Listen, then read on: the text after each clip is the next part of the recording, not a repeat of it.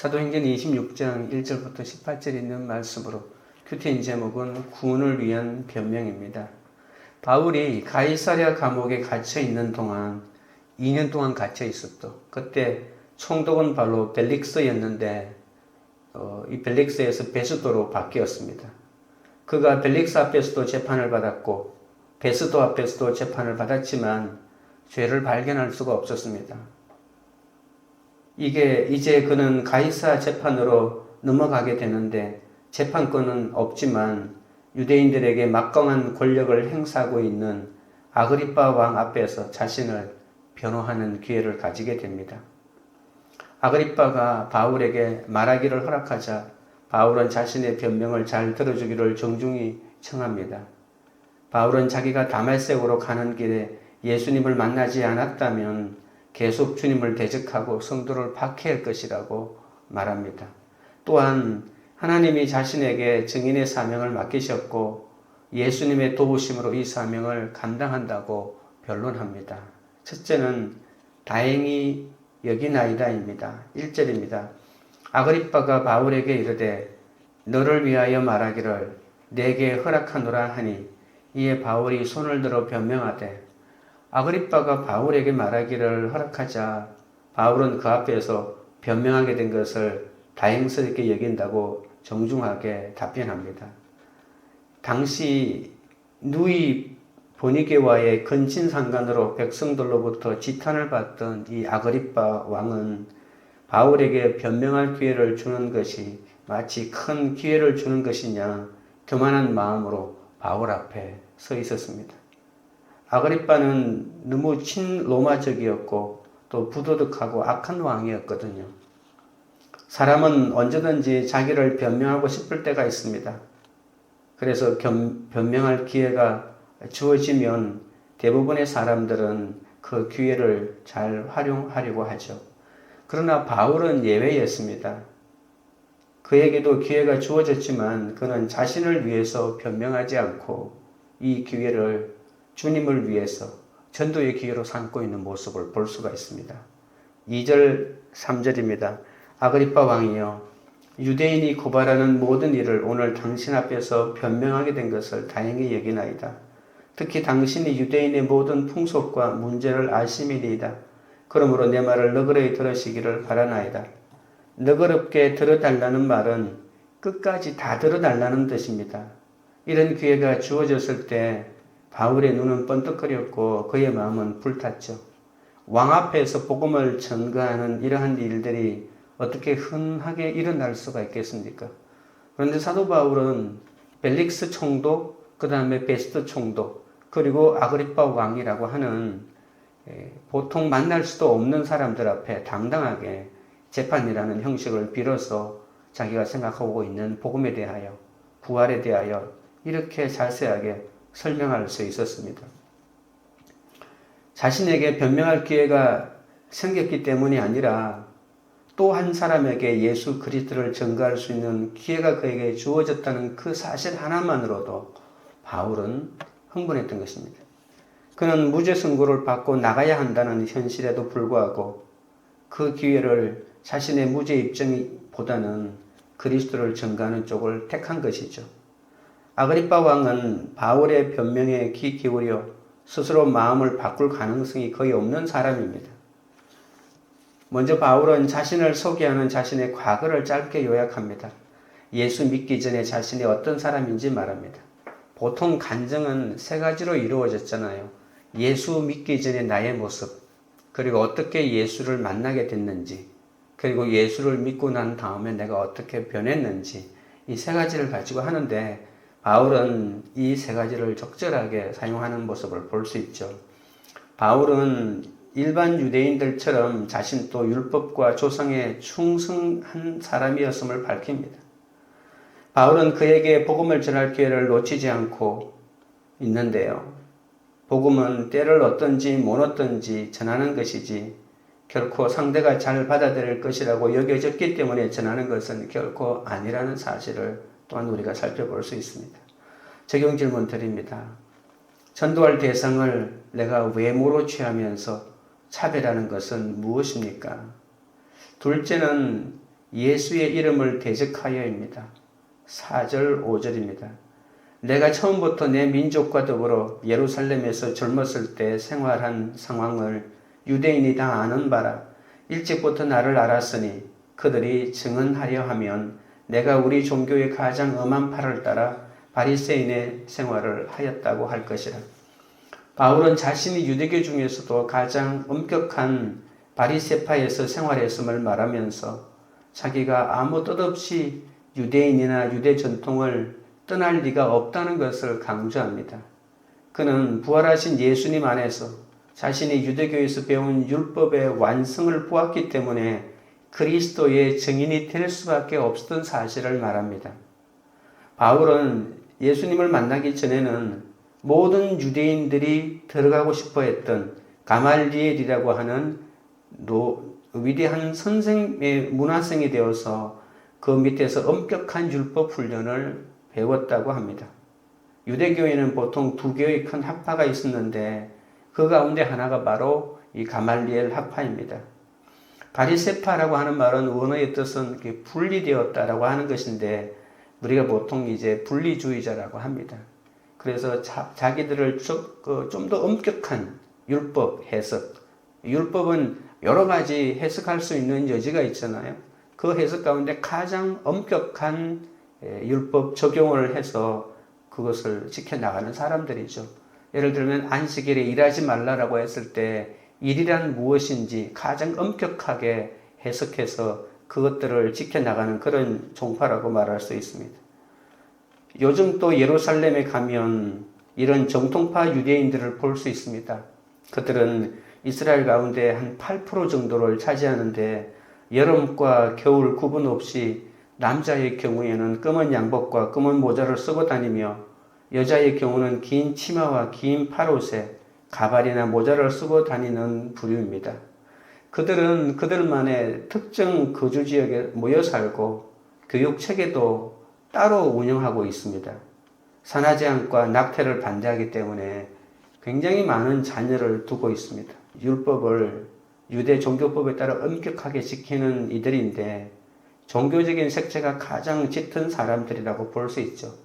기독교인들 뿐만이 아니라 같은 유대인들이라도 비종교인들에 대해서 매우 배타적인 태도를 갖고 있는 그들이 있습니다. 바울 당시에는 지금과 비교할 수 없을 정도로 더 엄격한 훈련이 있었는데요. 바울은 그런 훈련을 자신이 다 받았기 때문에 유대인들과 유대 종교에 대해서 너무나도 잘 알고 있다고 자신을 얘기합니다. 그러나 그러한 자신이 같은 유대 종족들에게 지금 고소를 당해서 재판을 받고 있잖아요. 그 까닭이 무엇인지 밝히는 것이죠. 그것은 율법에 나타난 하나님께서 주신 한 소망 때문에 지금 이렇게 어려움을 겪고 있다고 얘기합니다.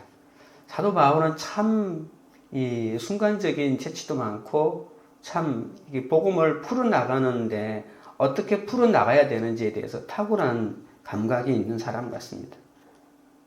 6절부터 7절입니다.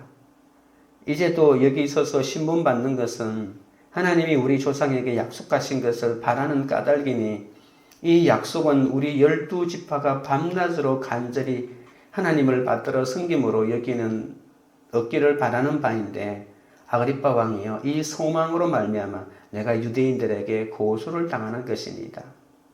바울은 아브라함의 후손을 통해 열방이 복을 받으리라는 약속이 예수님의 부활로 성취되었음을 전한 것 때문에 잡혔다고 말하죠. 오늘 본문의 부활이라고 하는 얘기는 하지 않지만 바로 이 소망이라고 하잖아요. 우리 유대인들에게는 12지파에게는 간절한 한 소망이 있다. 그 소망을 때문에 내가 여기에 잡혔다. 이런 말을 합니다. 유대인들에게도 굉장히 중요한 것이 바로 이 유대인들이 가지고 있는 소망이죠. 그리고 율법의 모든 소망과도 관련이 있는 문제라고 말하는데 이 소망이 바로 메시아를 기다리는 거잖아요. 그들은 고난과 역경 속에서도 굶주림 속에서도 오직 메시아만을 기다려왔던 이 종파잖아요. 하나님이 우리 조상에게 약속하셨고 12지파가 간절히 밤낮으로 소망했던 이 소망이 바로 예수 그리스도에게서 이루어졌다. 그것을 말했다가 내가 이렇게 재판을 받고 있다는 것을 말하는 것입니다. 그러니까 결국은 예수 그리스도가 누구냐? 예수 그리스도가 과연 유대인들이 기다리는 바로 그 소망의 주인공이냐? 이런 문제를 그가 풀어나갔던 것이죠. 과연 우리가 믿는 예수가 메시아인지, 구약에서 약속하신 바로 그분인지, 유대인들은 믿진 않았지만 나는 바로 그 예수가 유대인들이 기다리는 바로 소망의 핵심이라고 믿고 있다라고 이렇게 말하는 것이죠. 예수님이 십자가에 못 박혀 죽을 때까지도 유대인들은 이 주님이 그 사람들이 기다리는 메시아라고 하는 것을 절대로 믿지 않았죠. 그러나 문제는 바로 예수가 부활한 것입니다. 이 부활을 하고 나니까 그분이 메시아라는 사실을 숨길 수가 없었습니다. 와서 말씀을 전하는 것 가지고도 안 믿었고요. 기적을 행하고 죽은 자를 살리는 것 가지고도 안 믿었는데, 그런데 자신이 바로 부활하자 이것은 안 믿을 수가 없었다는 것이죠. 그래서 유대인들도 부활하고 나니까 그분이 메시아라는 사실을 알게 되었다는 것입니다.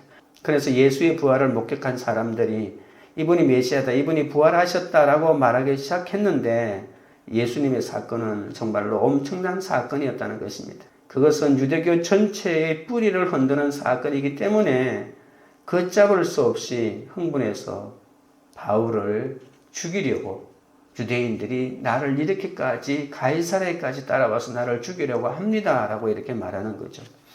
8절입니다. 당신들은 하나님이 죽은 사람을 살리심을 어찌하여 못 믿을 것으로 여기나이까? 바울이 말하고 싶었던 가장 핵심적인 요약이 바로 이 8절입니다.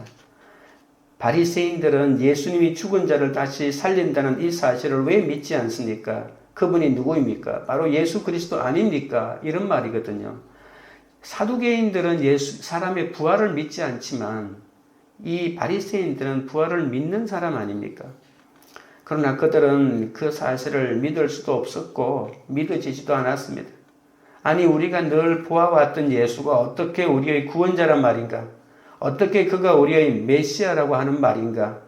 유대인들은 도저히 믿을 수가 없었습니다. 바울도 이 부활의 주님을 만나기 전에는 저들과 똑같은 입장이었죠. 하지만 그렇게 믿어지지 않았던 부활하신 주님이 직접 자신에게 나타나셨고 직접 그분의 음성을 들려주었다는 겁니다. 그 후부터 그의 인생이 바뀌었다는 거죠. 우리는 유대인의 관점에서 보면 그들이 그렇게 흥분하고 또 바울을 죽이려고 모함하고 감옥에 넣으려는 것을 이해할 수 있습니다. 그래서 지금 아그리파 왕에게 그러한 모든 사실을 다시 한번 설명하고 있습니다. 9절부터 10절입니다.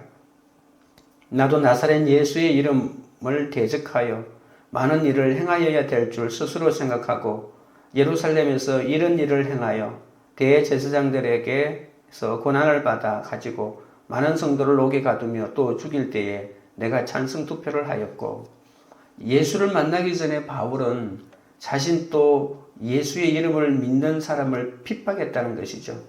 나사렛의 한 청년이 이상한 삶을 살고 떠났는데 그 사람이 우리의 메시아라니 믿어지지 않았습니다.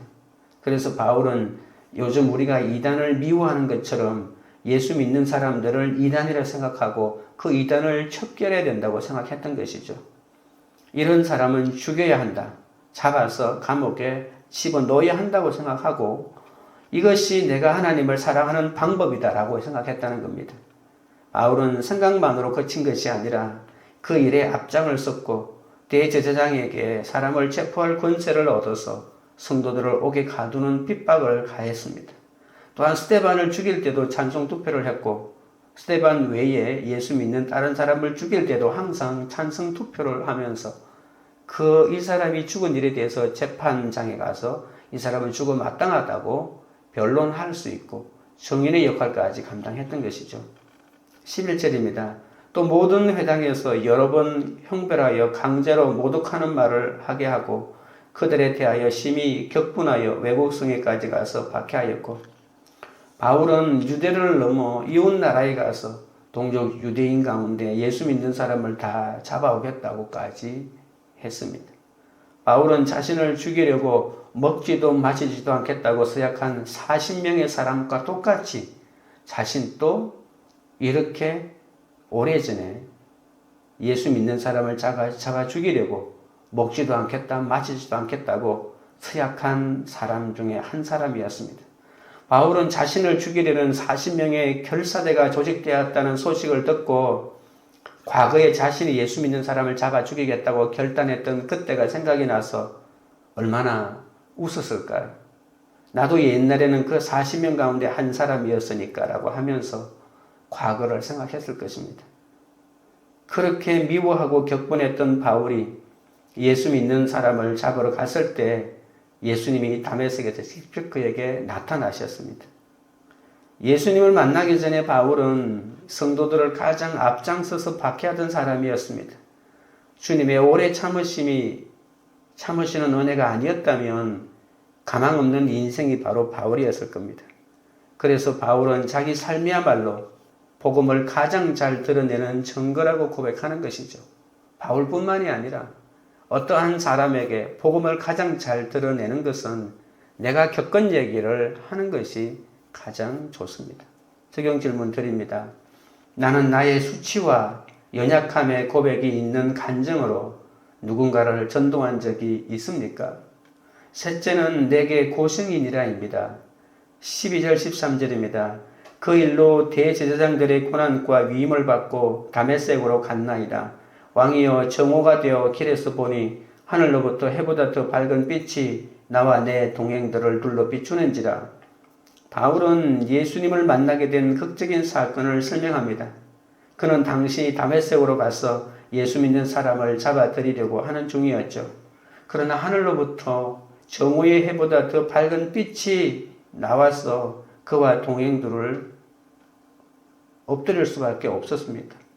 이 뜨거운 햇빛이 장렬하고 있을 때 그 햇빛보다도 더 밝은 빛이 그들을 감쌌다는 것이죠. 자기만 경험한 것이 아니라 그 동료들, 일행들이 함께 그 빛을 목격했다는 것입니다. 그들은 그 빛을 받고 바로 다 쓰러졌습니다. 이 빛이 바로 주님의 빛이었습니다. 무엇과도 비교할 수 없는 하얀 옷을 입고 계시는 주님이 그 하얀 옷이 빛이 되어서 그들을 덮었던 것이죠. 14절입니다. 우리가 다 땅에 엎드러짐에 내가 소리를 들으니 히브리 말로 이르되 사울아 사울아 내가 어찌하여 나를 핍박하느냐 가시체를 뒷발질하기가 내게 고생이니라. 이 빛은 바울이 상상 속에서 본 빛이 아니라 함께 가던 사람들도 함께 경험했다고 하죠. 그 빛을 본 순간에 음성이 들렸는데 너무나도 놀라운 음성이었습니다. 그것은 우리가 마음으로 듣는 음성이나 성령으로 듣는 음성보다도 더 독특했습니다. 히브리 말로 들렸는데 실제 음성으로 들렸다는 말이죠. 사울아 사울아 내가 어찌하여 나를 핍박하느냐 가시체를 뒷발질하기가 내게 고생이니라.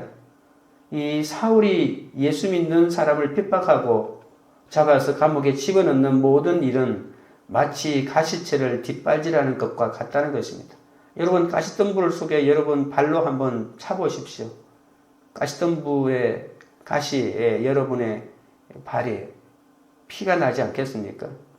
아무런 의미도 없는 그 일을 이 바울이 계속하고 있다는 것이죠. 지금 그가 하고 있는 모든 일이 오히려 스스로를 파괴하고 하나님을 대적하는 너무나도 무모한 행동이라는 것이죠. 돌을 차면 자기 발만 아프고 가시를 차면 자기 발만 아픕니다.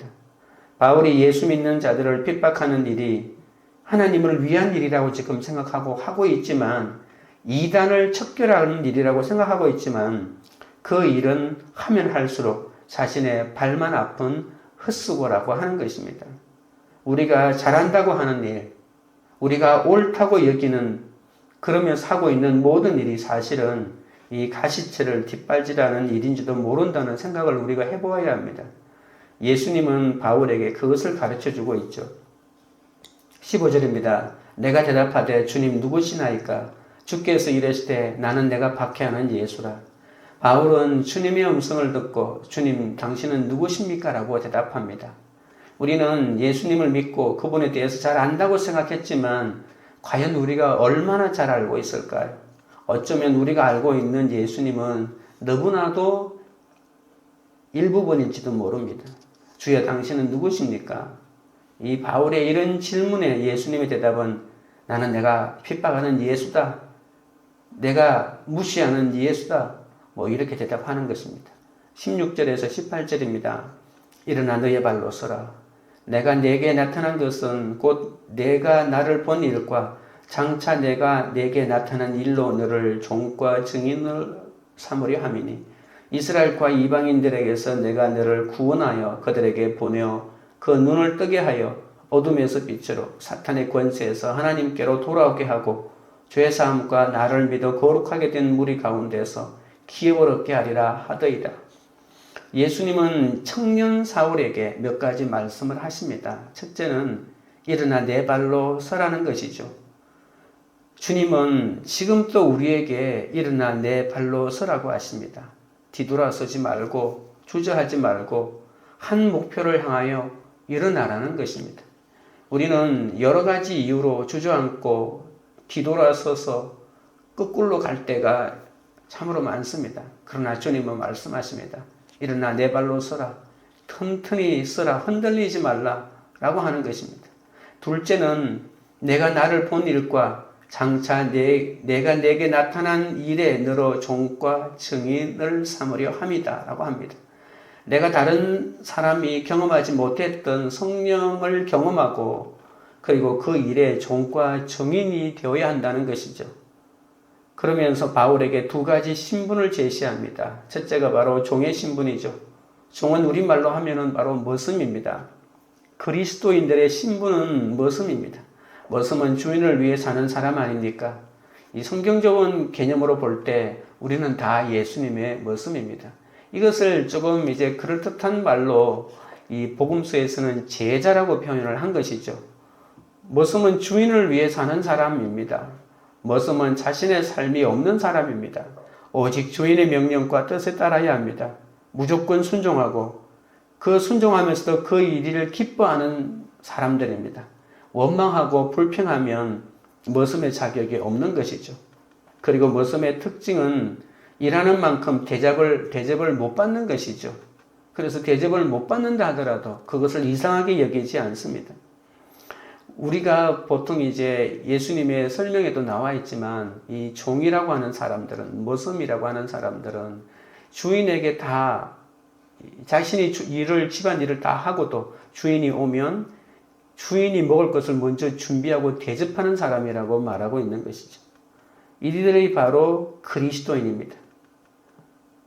어떻습니까? 머슴으로 사실 수 있겠습니까? 예수님이 머슴 취급해도 괜찮겠습니까? 내가 지금 당하고 있는 일들이 주님의 머슴으로 당하고 있는 일인 줄 내가 깨닫는다면 나는 억울해, 너무나도 억울해, 불공평해 이렇게 말하지 않아도 될 일이 있을 것입니다. 둘째는 증인의 신분이라고 했습니다. 그리스도인의 삶은 예수 그리스도를 증거하는 것이 본질이란 말이죠. 그분을 높이고 그분을 찬양하고 그분에게 영광을 돌리는 겁니다. 우리는 머슴으로 살고 또 증인으로 살아야 합니다. 그런데 이 두 가지는 결국 같은 개념이죠. 종으로 시작해서 증인으로 끝나는 것이 바로 그리스도인의 삶입니다. 바울의 나사렛 예수 추종자들에 대한 박해는 하나님을 위한 일이 아니라 하나님을 대적하는 일임을 다시 한 번 더 간증하면서 고백합니다. 하나님보다 말씀보다 앞서는 나의 열심은 이러한 자기 파괴적이고 하나님을 대적하는 결과를 가져오기 때문에 우리는 내가 믿고 있는 이 확신에 대해서 다시 한번 말씀에 비추어서 생각해 볼 필요가 있는 것이죠. 적용 질문 드립니다. 하나님보다 말씀보다 앞선 나의 열심 때문에 나와 공동체가 모두 힘들었던 때는 언제입니까? 기도드리겠습니다. 하나님 아버지, 바울과 마찬가지로 오래 참아주시는 주님의 사랑과 국률의 은혜가 없었다면 나 역시 가망 없는 인생이었음을 고백합니다. 그러나 바울처럼 복음을 전할 기회로 사용하지 못하고 놓쳐버린 적이 얼마나 많은지 모릅니다. 주여, 불쌍히 여겨 주시옵소서. 상대가 잘 받아들일 것이라 여겨지지 않더라도 때를 얻든지 못 얻든지 복음을 전하게 하여 주시옵소서. 전도할 대상을 외모로 취하면서 저 사람은 복음을 받아들이지 않을 거야 라고 차별하지 않도록 인도하여 주옵소서.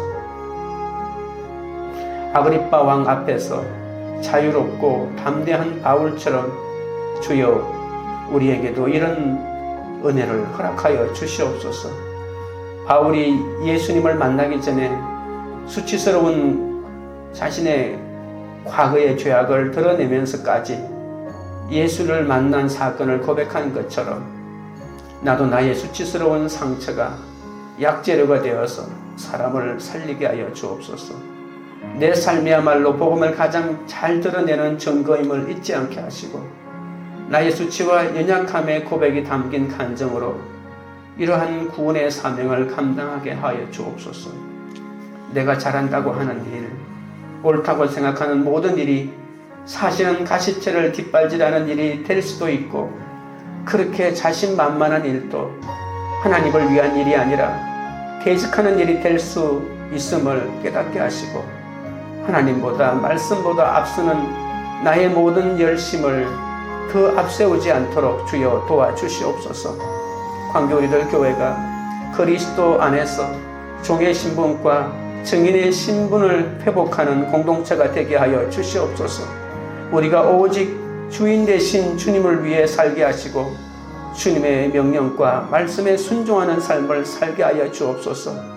예수 그리스도를 그분의 부활을 전가하는 것이 우리의 본질임을 깨닫게 하시고 주님을 높이고 주님을 찬양하고 주님에게만 영광을 돌리는 그런 공동체가 되도록 역사하여 주시옵소서. 예수 그리스도 이름으로 기도드리옵나이다. 아멘.